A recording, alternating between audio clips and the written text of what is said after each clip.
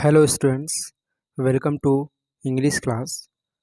Students, आज की video में हम क्लास 10th के सिलेबस से स्टडी कर रहे हैं पोएम डस्ट ऑफ स्नो, जिसके पोएट हैं रॉबर्ट फ्रॉस्ट। पोएम का जो टाइटल है डस्ट ऑफ स्नो, जो लेसन का नाम है dust of snow, Robert Frost द्वारा रचित कविता है। इस पोएम में डस्ट का जो आशय है पार्टिकल से है, छोटे छोटे बारीक जो कण होते हैं। ऑफ मतलब का, स्नो मतलब बर्फ, बर्फ के बारीक कण कण जो हैं, छोटे छोटे बर्फ के बारीक कण हैं। जो यह स्टेंजा, दो स्टेंजा में यह बहुत छोटी कविता है और dust of snow Robert Frost द्वारा लिखी गई एक सुंदर कविता है, सुंदर और छोटी कविता है। इमेजिन कीजिए, इस समरी को ध्यान देंगे। कल्पना कीजिए कि कभी लाइफ में हम भी उदास हो जाते हैं और हम किसी समस्या में खोए हुए होते हैं। तभी अचानक कोई और घटना हमें खुश कर देती है। हम अपनी परेशानी को भूलकर उस खुशी में खो जाते हैं और इस तरह से जो हम दुखी वाले मूड में थे, वो मूड चेंज होकर हम हंसने लगते हैं और हमारा मन खुश हो जाता है। इसी प्रकार यह जो कविता है किसी की मनोदशा को बदलने में छोटी चीज़ को महत्व देती है। कवि ने इस कविता में कौवे एवं धतूरे मतलब हेमलाक के वृक्ष का उल्लेख किया है। जो कौवा और धतूरा हेमलाक का वृक्ष है, हेमलाक मीन्स धतूरा होता है। हेमलाक का जो वृक्ष है नॉर्थ अमेरिका में पाया जाता है, जो बुरे शगुन का प्रतीक है। जो कौवा को, जो किसी को यह बुरा शगुन का प्रतीक होता है। कौवे जो काला रंग का होता है, ब्लैक कलर का होता है, यह मृत्यु का जो प्रतीक होता है, जो क्रो होता है। उसी तरह जैसे हमें कौवा कभी मार उड़ देता है तो उसमें हमको हम अपशगुन उससे मानते हैं। इसी तरह बता रहे हैं कवि कि धतूरे के वृक्ष को हिलाता है और बर्फ के छोटे कण कभी पर गिरते हैं। कौवा धतूरे के वृक्ष को हिलाता है और बर्फ के छोटे कण कभी पर गिरते हैं, तो उसकी जो मूड होता है वो तुरंत चेंज हो जाता है, परिवर्तित हो जाता है।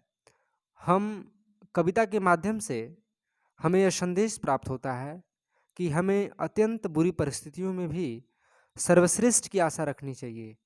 हमें यह भी याद रखना चाहिए कि प्रकृति एवं उसकी वस्तुएं किसी को खुश करने और निराशा से बाहर निकालने की क्षमता रखती हैं।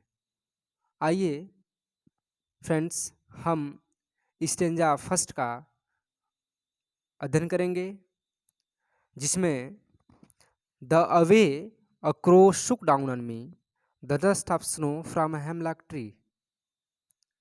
द वे का मतलब जिस तरीके से, अक्रो कौवा, शुक डाउन, शुक डाउन मतलब गिरा दिया, आर्मी मतलब मुझ पर, आर्मी मतलब मुझ पर। The dust of snow, dust मतलब बारीक कण, ऑफ स्नो मतलब बर्फ, बर्फ के बारीक कण को गिरा दिया। फ्रॉम हेमलॉक ट्री, फ्रॉम मतलब से, हेमलॉक में जतूरे के वृक्ष, ट्री, जो हेमलॉक ट्री होता है वो पॉइजनस ट्री होता है। जो धतूरा का वृक्ष होता है वो पॉइजनस जहर का यह सिंबल है, जिसको यह इंडिकेट करता है पॉइजन को। तो द अवे अ क्रो, जिस तरीके से कौवा, सुक डाउन ऑन मी, मेरे ऊपर गिरा दिया, द डस्ट ऑफ स्नो, बर्फ के कणों को, फ्रॉम हेमलॉक ट्री, हेमलॉक के वृक्ष से। मतलब इस पद में कभी एक छोटी घटना को याद करते हैं जिसने उसकी मनोदशा को बदल दिया था। एक बार कवि का मन बहुत उदास था और आशाहीन था। वह एक धतूरे के वृक्ष के नीचे खड़ा थे। देखिए, यह भी इसमें क्लियर नहीं है कि धतूरे के वृक्ष के नीचे खड़ा थे कि धतूरे के वृक्ष के नीचे से जा रहे थे। अचानक वृक्ष पर्यंत छोटे छोटे कण कवि पर गिर गए। चलिए अब सेकेंड स्टेंजा पे चलते हैं। जो दूसरा स्टेंजा है, दूसरा जो पद है, has given my hurt a change of mood and saved some part of a day I had rued. Has given my heart, मेरे हृदय को दिया। अ चेंज मतलब परिवर्तन कर दिया। ऑफ मूड मतलब मनोदशा। मतलब मेरे हृदय की मनोदशा को बदल दिया।